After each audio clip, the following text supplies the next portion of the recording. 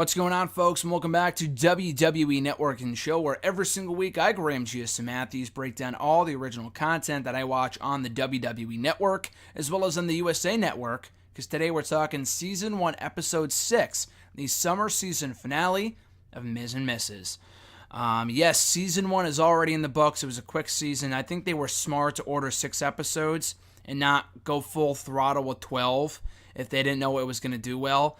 I know the first two episodes did huge numbers, and they've declined since then, but this show's still been pretty popular. I think it was really smart in having the show follow SmackDown Live, especially considering fucking Miz is on the show.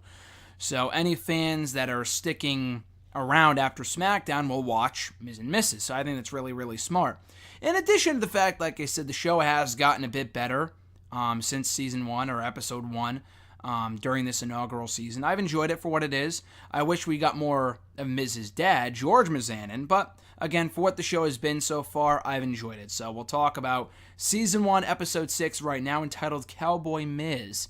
So the last time we saw Miz and Maurice, they were on their way to Austin, Texas, where they're moving to. They spent the entire episode in the fucking truck and the RV, and it was a nightmare. This episode is no different. It is every bit as much of a nightmare as the last one was.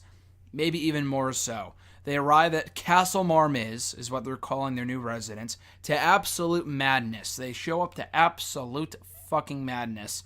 There's people moving stuff, installing stuff, building different parts of the house, all this other crazy ass shit. Probably not the best environment for a newborn baby, to say the least. Miz does get some good news when he gets there. He finds out that his new Texan driver's license arrives in the mail, which is pretty cool. Never thought he would see that ever.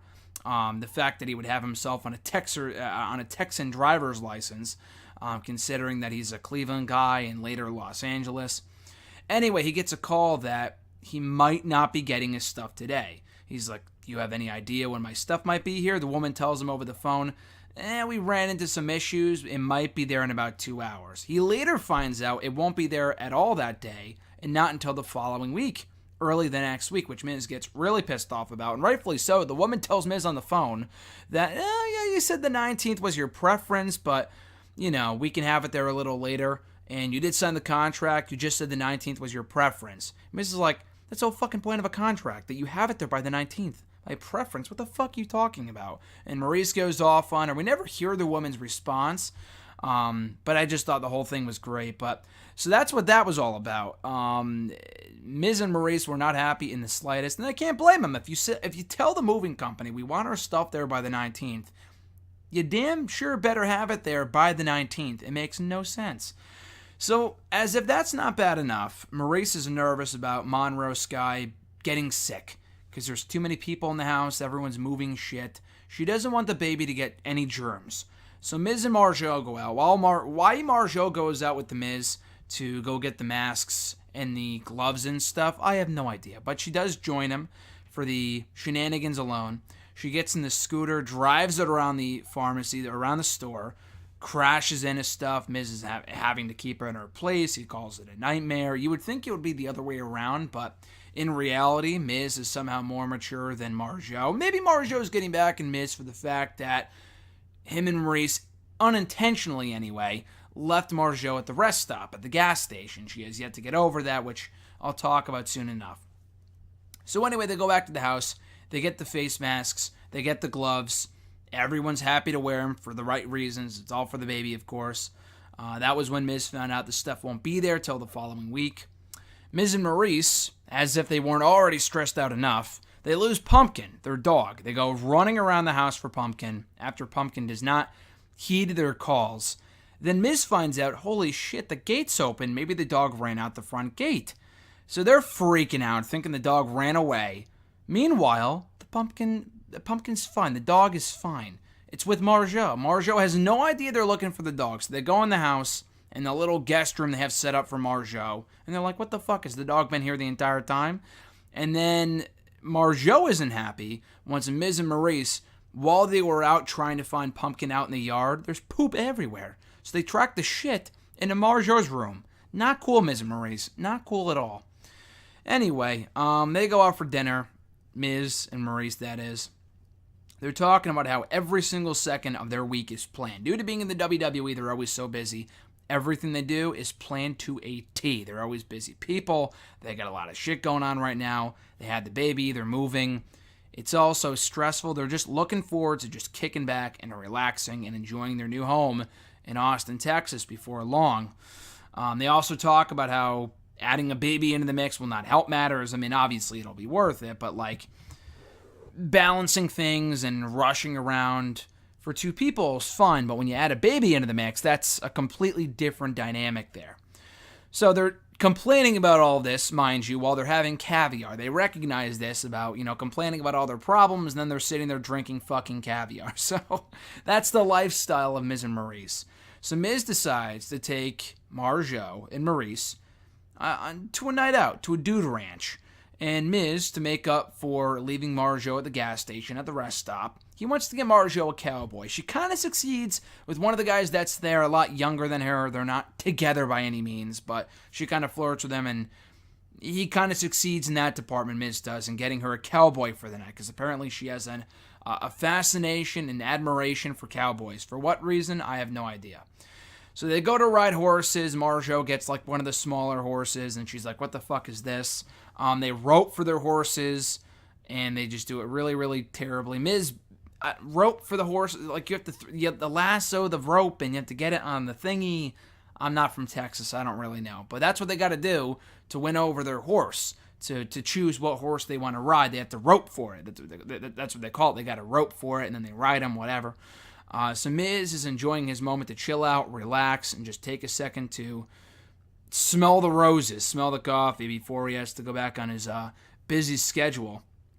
And he hopes that this makes it up to Marjo, which it does, and Marjo doesn't outright say it, but you can tell that based off the fun time that she's having, that Miz kind of makes it up to her for the whole rest stop incident, that she's now forgiven him after the great day she's having on this ranch.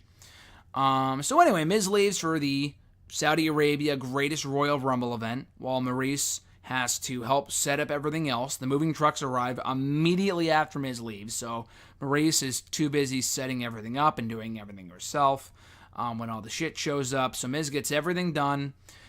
Miz arrives back home soon after, a couple days later, calls Maurice the best wife in the world, praises his daughter, praises his wife, praises Marjo. He says, despite everything going wrong the last couple days, I am so grateful for the life that I live. So some heartfelt words here from Miz, which you don't ordinarily see. You kind of see goofy Miz a lot on this show and contrived Miz. But it was cool to kind of see him break down, not cry, but like break down, show a personal side of himself that we don't normally see. We got to see Mike Mizan and the father here, and not necessarily the Miz, if you know what I mean. So I like that a lot. And then to end the show, end the season, Monroe farts, and then Miz kind of is like, yep, that's definitely my daughter. And we never really find out if it was Miz who farted and blamed it on the baby, or if it truly was the baby who farted. And if so, that was kind of a loud fart, so I can't imagine it was the baby. But I guess the mystery will never be discovered or solved or whatever, ever. Hopefully it's not brought up in the second season who farted at the end of season 1. But that is a pretty fitting and fine way to close out season 1 of Miz and Maurice. It was a fun show. Again, it was a fun show. Not must-see by any means. Not to play off the Miz's nickname as the most must-see superstar in WWE history, but the show's fine. It's definitely worth checking out. It's only half hour long, unlike Total Bellas and Total Divas, which are an hour in length, way too long. Miz and Maurice, at only 30 minutes in length, just about 22 minutes without commercials, is a quick and easy watch. It's like as long of an episode as like Being the Elite on YouTube. Obviously, Being the Elite is a lot better than Miz and Maurice, but it's about the same length normally. So be sure to check it out. All the episodes are on the USA Network. They are coming back for season 2 in 2019. When? I have no clue. They got to focus on Total Divas first, then fucking season 3 of Total Bellas. There's so many shows going on right now, it's ridiculous. But speaking of Total Divas, I should say, comes back next month in September. Just a few short weeks away, I think. I don't know the exact day. I want to say the 19th for some reason, which I think is on a Wednesday. I'm pretty sure they come back the 19th. So when they do it, we'll be talking about Total Divas on Fridays right here on WWE Network and Chill. There's only one episode of Network and Chill this week here on the channel. There was nothing new on the network, on WWE Network. There was a new episode of Storytime, which I don't talk about here on the show. I just kind of watch those and enjoy them for what they are. Like Camp WWE, there's not really anything to review there. They're just fun short stories that you should check out. I enjoy them, but I won't review them for WWE Network and show. Just makes no sense. But anyway, guys, be sure to like this video, drop a comment, share the video, and subscribe to the channel for more content. I'm Graham G. Matthews. Have a great rest of your week, folks, and I'll catch your ass down the road.